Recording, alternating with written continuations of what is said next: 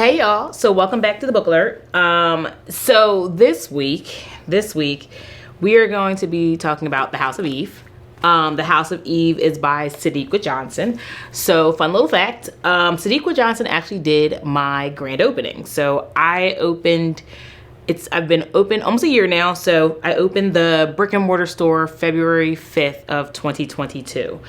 And I had Sadeqa Johnson. She was gracious enough to agree to come and do a book signing and book reading for my grand opening. So that was absolutely amazing, especially being a brand new store, to have such an amazing author come in and do a book reading was just wonderful. It showed the community came out, so that was awesome. So Sadeqa Johnson has another book coming out February the 7th. I have it here because I have the advanced reader's copy, and of course I read it. She will actually be coming back to the store February the 18th. So that is also amazing. So essentially a year from when she was first here, she is coming back, and I truly appreciate her for that. But if you know anything about Sadeqa Johnson, she does historical fiction novels. Her book that she came to the store for last year was, drawing a blank, The Yellow Wife. And if you don't know The Yellow Wife, you definitely want to pick up The Yellow Wife. It is an absolutely amazing book, historical fiction novel, follows the story of Mary Lumpkin. And if you know anything about history right here in Richmond, then you know that Mary Lumpkin was the wife of the jailer. Lumpkin's jail was one of the largest slave jails on the East Coast, or maybe even in the country. I'm not 100% sure on that one, but we know Richmond was number 2 in terms of slave trade, only behind New Orleans. Lumpkin's jail was right down the Shackle Bottom area. What is today Shackle Bottom area. It was right in that area, and Mary Lumpkin was the wife of the jailer. She birthed 5 children for him. We know that as she was a slave, it was not a choice, but she did birth 5 children for him. Upon his passing, everything was given to her, and instead of keeping it, she sold Lumpkin's jail. I don't know if it was sold or gifted. Please don't quote me, but it was sold or gifted. She sold it to Virginia Union University, which is what is today Virginia Union University, which is right here in Richmond, Virginia. So little historical information for you, but if you have not read The Yellow Wife, you definitely want to read it. It is a tough but good read. Very tough, because anything dealing with slavery is definitely going to be a tough read, but a read that is worth reading. This right here, The House of Eve, is another historical fiction novel. It is definitely a lighter novel than The Yellow Wife, not as heavy a topic, but still an important topic. So this book right here takes place in the 1950s. It's told from dual points of views, because you have the 1950s Philadelphia, Pennsylvania, and then you have the 1950s Washington, D.C. It follows the story of 2 black girls / women, and I say girls / women because one of the girls is only 15 years old, so young lady. And then it also follows the story of the young lady out of Washington, D.C., who is a student at Howard University. We know Howard University is an HBCU right in Washington, D.C. So it follows both of those points of view. So before I get into it and spoil it, because y'all know I'm gonna spoil it, because that's what I do. And I know that, and I'm not quite sure when this episode is gonna air, but regardless of when it's gonna air, I highly doubt many of you would have read this book. So continue watching at your own risk, because I'm going to spoil. But definitely read it and come back and chat with me in the comments. So just to give the overview prior to me spoiling it. The overview is it follows the 2 points of view, and you have the 1950s young lady out of Philadelphia. Her name is Ruby. Ruby is a young lady who lives in a predominantly Jewish neighborhood in Philadelphia. At that time in the 50s, I can't speak for today, but at that time in the 50s, there was no interracial relationships. Well, there were obviously, but they weren't sanctioned. Like, that was not a thing that was allowed. So she's in a predominantly Jewish neighborhood, and she falls for a young Jewish boy, and it follows that relationship. Move over to Washington, D.C., and you have a young lady, Eleanor, who is at she's at Howard University, and she falls in love with a young black man. which that part was fine. The part that was not fine was that it follows the story of the haves and the have-nots, the haves and the have-nots within the Black community.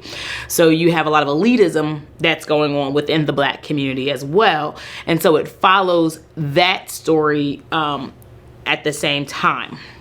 Now, doesn't seem like much, except for when you start adding in different intersectionalities. So you have the interracial relationship as an intersectionality. You have socioeconomic status as intersectionality. But along with that, you also have fertility issues that pop up in the story. And then you have unwanted pregnancies that pop up in the story, and how all that comes together. So when we look at the House of Eve, and even where the name of the book came from, the House of Eve looks at what happens when an unwanted pregnancy pops up for a teenager, I should say, and like, where do these teenagers go? Back then in the 50s, again, I have no idea what happens today. I don't know if these houses still exist, but back then in the 50s, what would happen is they would send the teenagers to these homes for pregnant unwed mothers. And then the teens would come back home months later, sans baby, sans pregnancy. And so what's going on? What's happening to the babies? What's happening to the mothers? Where are these places that they're being sent off to? Are they being taken care of? You know, yada, yada, yada. So that is the gist of Ruby's story. And then when we look at Eleanor's story, it's more so like the infertility issues. When we're looking at the elites and elitism, infertility is not a thing. Like, no, you can't be infertile. That's, even though we know that that's not necessarily something that can be controlled, you can't be infertile. That's just not a thing. And so what is done to, you know, cover this up, hide that? How do we handle that? Okay, so that's as far as I'm gonna go. If you have not read the story and you don't want any spoilers, I suggest you stop right there, go read the story, come on back and we can have a chat. If you don't mind spoilers, if you're like me and you just do not care if it's spoiled or not because you're gonna read it regardless, come on, keep watching, because we're gonna get into it. So that was y'all warning, you get to know more. So I'm gonna go ahead and spoil it for y'all. The infertility issues get solved by the issue with the unwanted pregnancies. So that's essentially how that happens. What I liked about this book is that it showed so many things. One that I wasn't aware of. Like, I mean, I know in theory I've heard of things such as like home for unwed mothers. Like, I know that those have existed. I don't know if they still exist, but I do know that there was a time when they existed and were quite popular, for lack of a better word. I don't know of anyone who had gone there, but I also didn't grow up in the 50s, so there's that. The way that it is presented, you just would never know of the ins and outs of what actually goes on in there, because of course it's presented as just this alternative. You know, it's not an abortion, and so there's this alternative. You know, you can give your baby a great life. You don't have to carry this burden. You know you can't take care of this child, but you want a great home for your baby, and you want everything to be taken care of. Come to this home for unwed mothers, and we'll take care of everything for you, and make sure that your baby's in a nice, loving family. It sounds like a great thing, especially for a child who doesn't have options. And so when we're looking at someone like Ruby, who I believe the family was impoverished. Again, it's a family that was living in North Philadelphia in the 1950s. So I believe that the family was impoverished, but don't quote me. I know that they definitely didn't have a lot of means. Even if they weren't necessarily impoverished, they were definitely middle class, working class. So they didn't have the means. And you know, what is even scarier is when she gets pregnant, and I want to say, was it the aunt or someone who finds out? Either way, they actually tried to get a back alley abortion, which is scary. Like, you don't have the means, you know you can't raise this baby, all the things that will come with learning of this pregnancy. And so, and she didn't want the abortion. Let's keep in mind, she's a teenager. She didn't want the abortion. She was okay with keeping the baby, but when you're 15 years old, it's not really up to you. Well, and at that point, today is a little bit different, but at that point, it's not really up to you. We have the adults that are playing a role. So you have his mama who's like, you will absolutely not have a baby with this black little girl. And so you have that. And then you have her family who's like, Absolutely not. We can't do this. We at the church. You have everybody else who's looking at you. We can't go over here having no babies at 15 years old. We can't do that. And you're going to be just like your parents or whomever else who had babies at a young age. So we need to get rid of this. And so we're going to take you around the corner to this back alley doctor who's not even a doctor. And so they go to the house of this back alley doctor. And I'm saying back alley doctor because I don't really know what else to call this person. But back alley doctor who's not actually a doctor. They go to this house. And they were turned away, but the only reason why they were turned away is because of the fact that someone just either the week before or the day before or something, someone just died on their table. Mind you, these are back alley abortions, so nothing is sanitary, nothing is medically done. Like, this is just, I'm going to, excuse the graphics, but I'm going to just stick something up in you and scrape out and kill this baby is essentially what they're trying to do. Absolutely horrible. But these are the lengths that people were going to at that time period. She gets excuse me, she gets turned away so she can't get the abortion. So now what are her options? The young boy that she was pregnant by, and mind you, and I skipped a lot because there was a lot of racism that happened at this time. Like, she, as a little black girl in a Jewish community, there were a lot of things she just could not do, not in the 1950s. A lot of things she could not do. A lot of places she was not welcome. And if she was welcome, she had to go either at certain times, use certain entrances. Like, these are the things. And it's interesting because a lot of people believe that because it was the North, like, some of this stuff didn't exist. And I don't know why people had that weird belief that racism and discrimination and all that stuff only ever happened in the South. It did not. It may have been worse in the South, but it definitely happened everywhere. And so even in North Philadelphia in this time period, there were certain things that were occurring based solely on the fact that she was black in a Jewish neighborhood. And so, you know, the candy store stands out because the candy store is like number one, the candy store is where she got pregnant at. So there's that. But the Jewish boy worked at the candy store. And you know, they're young, they're naive. He more so than she, because she was experiencing it, but they were both naive. And so a lot of things are occurring. And so when his mom finds out, his mom is like, nope, absolutely not. What we're not going to do, what we won't do, is we're not going to have this baby. I don't care what we have to do. But of course, because she's not the mom for the little girl, she has to now convince this little girl what to do. And so she takes a flyer and she's like, hey, there's this house you can go to. And she essentially manipulates the entire situation. You won't talk to him. And if you agree to not talk to him, to not we'll pay for everything. With her back against the wall, what else does she do? She goes with it. She's like, fine, whatever, I'll go with it. But she has to agree never to speak to him, never to have any communication with him. And then his mom will cover everything, pay for everything. And so she goes to this home for unwed mothers. And we'll put a pin in it right there. Put a little pin right there. We'll come back to Ruby. Skipping over to Eleanor. So Eleanor is a student at Howard University. She comes across this young man, William Pride, who is also a student at Howard University. William is from the elites, okay? His mom, his parents, everybody, they're elitists. They are a part of Black elite society. They're Black socialites. And it was a time, and this may still be going on, I don't know, because I'm not a member of the Black elites, but there was a time then when what they would do is plan your life for you. This is who you're going to marry. This is what you're going to do for a living. This is how we're going to do it. This is what your public facing image is going to be. William was aware of it, but William was also like, but this is who I love. You know, Eleanor was like, why do you love me? Some self-esteem issues going on there. She was like, why do you love me? You have all of this. And William was like, I don't care about any of that. You're who I want. You're who I love. William and Eleanor end up getting married to the disagreement of his parents. Like, his mama is not for it. His mama looked at Eleanor one good time and was like, not her. I don't know what you were thinking, but this is not who it's going to be. I have issues with that, but we'll come back to that. They get married, and she has miscarriage after miscarriage after miscarriage.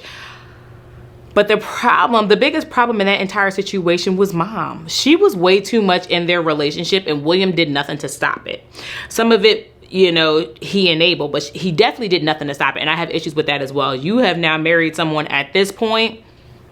Not, you know, I understand you love your mama as you should, but your priority should have transitioned once you got married. And so when you're still making your mama a priority over your wife, we have issues there. And that's essentially what he was doing. He was catering to what his mama was saying, and allowing his wife to essentially get played in front of everybody. Like when she was showing up to events and such, it became an issue. And so then they decided they were going to fake this pregnancy. Even though she had a miscarriage, they were going to make it seem like she was still carrying this baby. And so they had to dress her up and have a baby bump and all kinds of things. Mind you, Eleanor specifically said to him, I don't want anyone to know that I lost this baby. When she was in the hospital with a miscarriage, a nun comes in, or a nurse, a nun, or somebody comes in and gives her the option to adopt. And so she's like, you know what, I'm considering it. She speaks with William. They're like, you know what, we can do this. And so she says, I don't want anyone to know I've lost this baby, because they're planning to adopt. So she's like, you know what, tell no one. I'll continue to, you know, carry on. I don't have to be seen. I'm okay with that. And when we adopt, the baby comes, it'll just be that. She says, I want no one to know. He says, okay. What does he do? He turns around and tells his mama. I have issues with that. He turns around and he tells his mama. So mama's involved. Mama shows up with bags and inserting herself in relationships she shouldn't be inserting herself in. Mama done came up with all this stuff. Oh, you can show your face here, but don't show your face here. Only show up for about 5 or 10 minutes, and then you can go ahead and leave. Like mama, I just feel like mama had the whole plan to still have this, because she had a whole different girl in mind for William. And so, and you can kind of tell that mama was kind of pushing this other girl off on William. Like me and mama, if I was Eleanor, I don't know, me and mama would have had some issues. Me and mama would have had some words, and William, either you just gotta, I don't know, tell you, we're married now, so you can figure that out, or we can figure out what to do here. But you're not about to sit here and disrespect me. You're not in my house. But again, mom is like, well, he's paying the bills, blah, blah, blah. Listen, who's married? Who's married and who's not? Go ahead.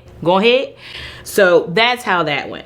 We're going to take that pen out. We're going to go ahead back to Ruby. Ruby is now in this house. I can't recall what the name of the house was. It might have been called the House of Eve. I think I just... Duh, Crystal. She was at the House of Eve, and to see what those teenagers went through. And again, we know that it's historical fiction, so we know that there's a level of dramatization. However, we know that there are a lot of historical facts here. So to see what those girls go through in this house, especially because of the time period they had them separated. So all of the black girls, and it wasn't a lot of them, but all of the black girls were up in the attic. And they got the bare minimum of, I guess, conveniences or whatever. So they're up in the attic somewhere, but it was all races. It wasn't just black girls. It was all races in this house of unwed moms. And they made them work. Not that they shouldn't have like little chores, but they're teenage moms. Like we shouldn't be working them as if they're indentured servants or something. So the way that they had them running this house, the amount of work they had to do, and what would happen if they disobeyed, and they were like locked in rooms if they disobeyed, like, and then to look, and you can just feel, and I'm saying look like I can see it, but I'm telling you, like, you could feel the emotion coming through the pages of how much some of these girls just did not want to be there. They did not want to give up their babies, but they also had no option, because it was like, well, if I don't give up my baby, I have no place to live. So then what do we do? So it's so much in there, but also to see the amount of essentially abuse that was suffered by the teenagers in this home, because like the black girls didn't get to go off to the hospital, it was like a private clinic or whatever it was that they were birthing the babies at. The black girls were like in a back office of the home, like just a side office of the home, giving birth. They had no support systems because they weren't being visited. None of these girls were being visited by family members. Like there was no, I guess they could have been, but they just weren't, I don't know. But there was like no support system, no true medical care. They didn't get any chance to like really be with their baby. Once they gave birth, the babies were taken, and you know, they may have been breastfed for a little bit, but they were essentially taken. And you realize essentially what it was showing you was that it was just a big business. That's literally what these homes were. They were businesses. We're going to take these unwed mothers, these teenage mothers, we're going to put them in here. We're going to find a family for them before your baby even comes. We're going to get all the information we didn't know. Is your baby biracial? Is your baby not biracial? What will your baby look like? Because essentially what they were doing is they were matching babies to parents to make it look like the adoptive parents could, you know, pass the baby off as theirs in some way, shape, or form. And so, I mean, you could essentially shop. You were shopping for babies.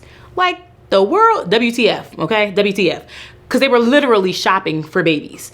And so they would pick out what, you know, I want a girl and I want them, you know, and we look like this and they need to look like this. Like you were shopping for a bit, like what?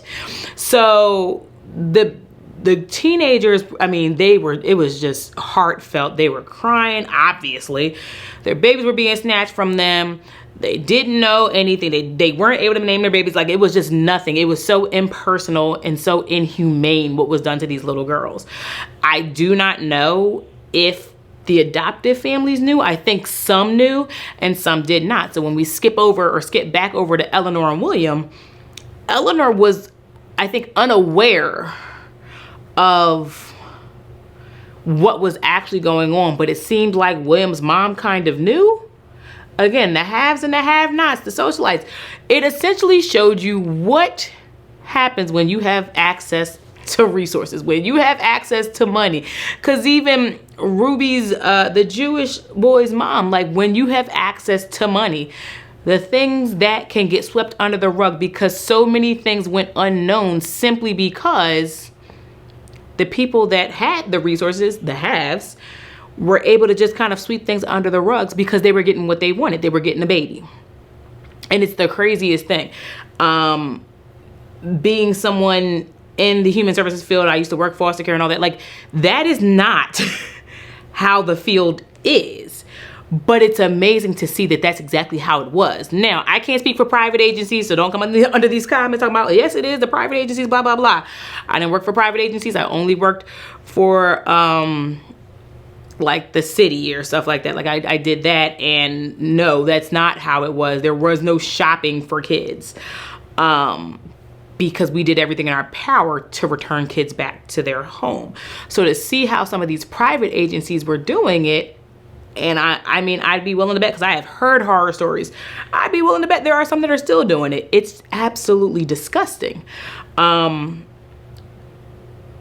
I'm telling you, this, like, it explores so much into like infertility and what women go through just because you want to be a mother. You feel like as a woman, not all women obviously, but there's that feeling for a lot of women that like you're not fully, and Eleanor kind of goes into this, like you don't fully feel like a woman because you're unable to give birth.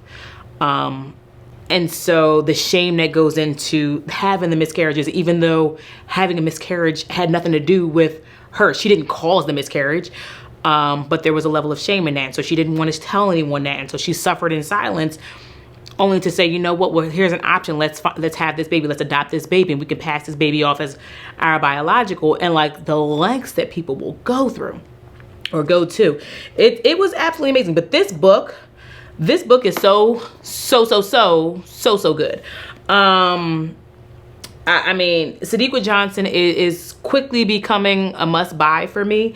Like I said, if you haven't read her book, The Other Wife, you definitely should. And I encourage everyone to pick this one up. It releases February the 7th. She will be at the store February the 18th. You can check my website. There are tickets available on the website, and when you pay for your ticket, you get the book. So it'll be a pre-order for the book essentially, and I will have the books in store for everyone who has purchased a ticket so that you guys can get your book signed and chat with Sadeqa Johnson. She is absolutely amazing. She's such a beautiful soul, and I highly encourage purchasing it. But yeah, I can't wait till you all read this. I'm ready to chat with y'all. So go ahead, pick up your copy.